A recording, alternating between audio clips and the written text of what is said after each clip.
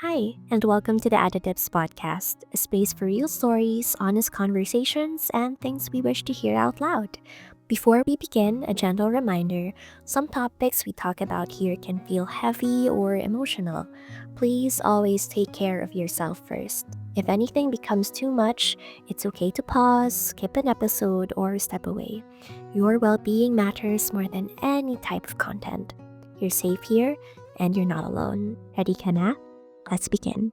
Hi, everybody. Welcome to the podcast. I want to lighten up this podcast episode because the past three episodes were kind of, it was very, how do I say this? Very bigat. Even I need to pagpag. Sabi ko, shucks!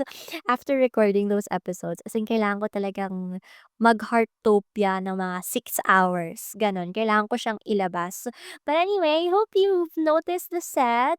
I did a lot of changes because I want to do better. And parang I was stressing out din sa sarili ko. Kasi, I come from a background in media, pero hindi ko naman inaayos yung set ko. And I would always tell my friends na it's because, hindi kaya ng devices ko for editing. And they were like, okay, let's buy stuff for you. So we started buying, and this is the output, or this is what I have so far. And maybe, hopefully, in the future, I will get the hang of it too, because I'm really not a tech girl. I can learn, but the process of me learning tech is very arduous. Kailangan ko talaga siyang tutukan. But anyway, we're here now. And for this episode, I want to talk about something that I've always wanted to talk about back then.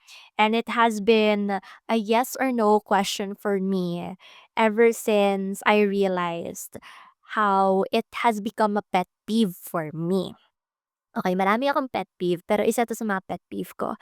And that is, do I need to be Pabibo to win in life? Okay. Okay, let me preface this for you guys. When I was younger, in high school, I was the teacher's pet for a good reason. Okay, let me just glaze myself up for you. But when I was until now naman, when I was in high school, every time we had discussions, I would always interact with my teacher. Like, talk back, like intellectual conversation, like intellectually stimulating conversations. Like, if the teacher has a question, I will answer. If the teacher asks, does anyone have questions? I will raise a question. And it's not because I want to get their attention, but simply because I enjoy it. Like, I love talking. I love yapping. I love thinking something that my brain isn't telling me to think of. In other words, being in intellectual discussions put meaning to my negative thoughts. It gives meaning to the thoughts that I don't want to talk about, or sometimes it just really shuts up my brain. And I like it. I would compensate the painful negative thoughts to logic. So parang mas nagigets ko yung mga nararamdaman ko. And that's a better way to cope than, just feeding my brain negative thoughts over and over again. Why not think rationally? Why not think logically? Para naman maagapan mo yung mga sakit na sinasabi ng puso mo. If the brain, or I mean, if the heart is speaking too loud, allow the brain to do the talking for you. And that's why I did a lot of talking when I was in high school. Up until now pa rin naman, every time I have classes in UP, I love having conversations with a teacher. Kasi maraming magagaling na teachers in UP. In fact, kahit na mababa yung grades kapag exam, gustong-gusto ko naman nakikipag-usap sa teacher. Kasi parang I want to know how they think. Because I know that I can't think the thinking, but they think really well. I want to know their thought process. Doon ako namamangha. Kaya, siguro, some people will call it pabibo, but not really. It's just really me being a nerd and like the process of learning. But there are pabibos that are pabibos. Like bibo-bibo. Like Jollibee pabibo. Bibo-bibo, bida ang saya. Bida-bida. Ganon. And it wasn't really a pet peeve for me back then until I realized how annoying it got. Alam mo yung some people will really do their work to to show the merit. They will do the work for the results to do the talking for them. While some people naman will do the sugarcoating, do the network pulling, do the bida-bidaying just to get ahead compared to other people simply because number one, they cannot do the work, or number two, they don't want to do the work. And my first encounter with that was in high school. I will never forget that day. I will never forget that woman. In fact, I still know that woman. But, okay, in high school kasi, when the teacher comes in, kailangan may ipapasign kami sa kanila. And, nagkataon na I was already in line, like, I was about to talk to that teacher na, like, parang naka-ready na yung document ko, like, naka-open na siya na parang and I did it really respectfully. Sabi ko, "Good morning po, sir," ganyan, ganyan, ganyan. And then imagine I said, "Good morning po, sir." And then this woman, she cut off my line, like, she cut me off. And you know how she did it? It was in the most annoyingly high-pitched voice kasi all-girls school kami. She was like, "Hi sir, ang ganda po ng bag niyo today. Sir, pa-sign naman ako. Sir, oh my gosh, alam niyo ba nakita ko na yung ganyan, ganyan, ganyan." I was I was speechless because I was behind her the whole time. I didn't know what to say.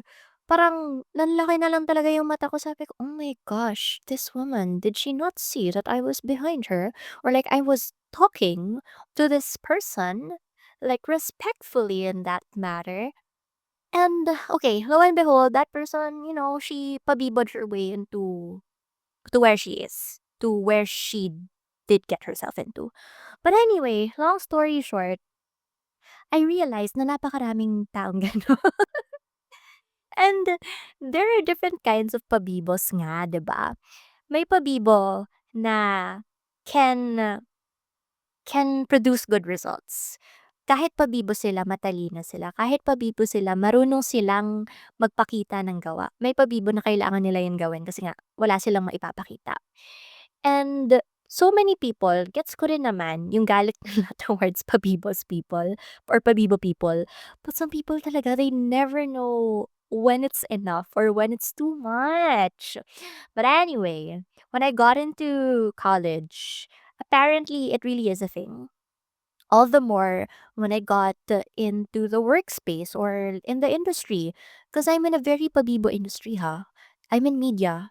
And you have to always market yourself if you want to get somewhere in the industry. Hindi uubra na mahiyain ka dito. I mean, yes, you will get into jobs that won't require you to talk to a lot of people, but media is heavy on collaboration.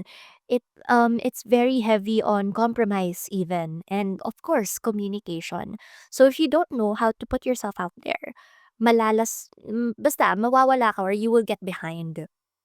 And so of course, I did what I normally do or what I normally, yeah, I would market myself the way I know I can, in a way na alam kong hindi ako makakaapak ng ibang tao, isn't insensitive, and of course, nakakahiya naman na pabibo ka nga, wala ka namang maipakitang resulta. And so parang okay, I need to sell myself well and show good results. But girl, ang daming pabibo na they just get ahead kasi they have good personalities. And that's crazy. I'm like, sabi ko, shucks, paano na to? I'm very introverted sometimes. And I don't know how to do that. I don't have connections. I am not a nepo baby. I am not rich. So how do I put myself out there? And most of all, I'm very introverted. So how do I put myself out there? So, parang sabi ko, "Kaya ano nga kailangan kong gawin?" So, I did. I tried to, like, chit-chat with people, put myself out there. And did it work? No. It was a flop. I tried to be that type of pabibo. It didn't work for me. Pilit, tapos parang yung pabibo ko, pati ako naiinis na ako sa sarili ko. And I was just really not being authentic to myself. And the more that I was forcing to be someone that I don't like, parang all the more that people also repelled me. And that's my biggest learning. Promise. Lalo na in the field of media. Parang the more you try to be performative, the more that people can sense it. And if people can sense that you are faking yourself and that you are being performative, all the more that they will not trust you. At the end of the day, people will still always go for someone who can carry themselves well, communicate well, and most of all, produce something well. Kahit naman pabibo ka tapos kapag they have to put you on the spot, hindi ka nila maaasahan, their trust in you will plummet down. If naiinis ka sa mga pabibong who are probably ahead in life right now, don't be. Cause karma, or like, hindi naman sa karma, but the universe can sense that they are not where they supposed to be. And the universe will set them back in their place. Promise, totoo yun. Totoo yun. I really believe in that. Kasi hindi ka naman nilalagay ng mundo or the universe will not put you in a place that isn't for you. And people who always compromise or people who do something to get somewhere where they don't belong will always find themselves out of there kasi they're taking up someone's space.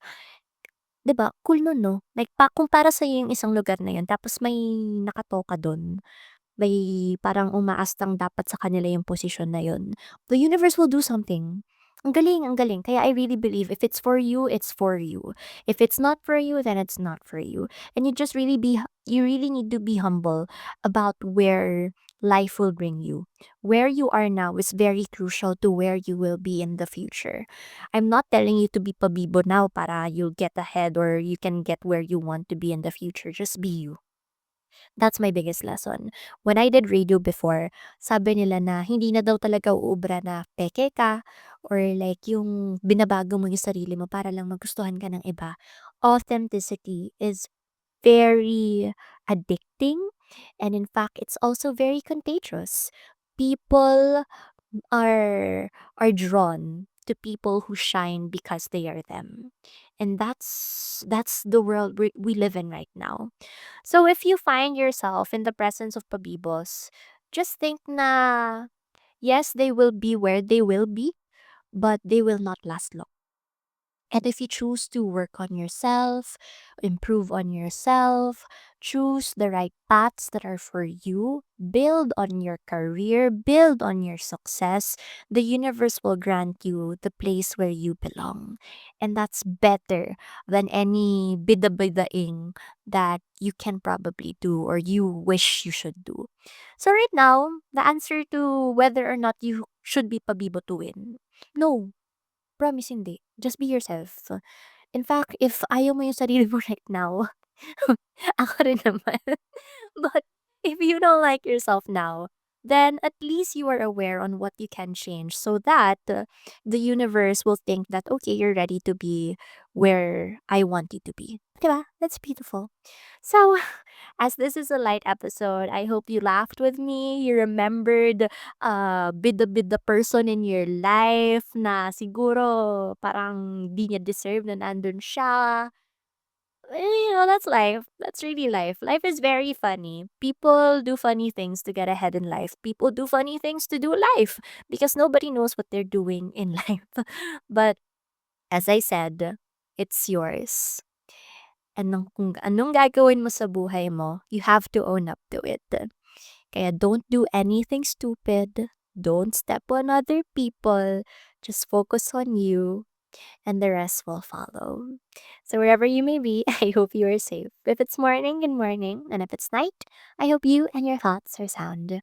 Bye-bye. Hi, this is your online Ate River. Thank you so much for being here. If you feel called to, you can rate the podcast, follow, or share your thoughts online. No pressure, just gratitude.